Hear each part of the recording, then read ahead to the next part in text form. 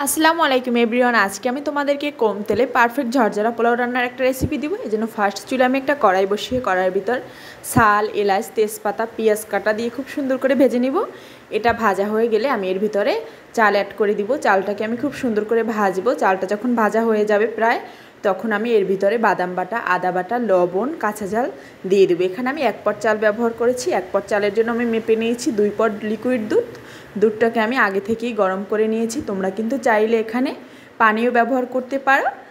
আমার কাছে মনে হয় দুধটা ব্যবহার করলে অনেক বেশি মজা লাগে খেতে, এজন্য আমি দুধ ব্যবহার করি। তবে পানি ব্যবহার করলেও তোমরা এটাকে গরম করে নিবে, কারণ তাহলে পোলাওটা অনেক বেশি ঝরঝরা হয়। আমার পোলাও কিন্তু প্রায় হয়ে এসেছে। এখন আমি উপর থেকে কিশমিশ দিয়ে দিব, আর আরেকটু সেদ্ধর জন্য আমি আরেকটু ঢাকা দিয়ে দিব। আমার পোলাওটা কিন্তু বাসন্তী কালার হয়ে গেছে, মানে বাসন্তী পোলাও। এটা কিন্তু আমি ইচ্ছাকৃতভাবে করিনি, যদিও আমি এর কোনো প্রসেসও ব্যবহার করিনি, শুধু তরকারির কড়াইতে রান্না করেছি দেখে এরকম হয়ে গেছে। এখন আমি পেঁয়াজ বেরেস্তা দিয়ে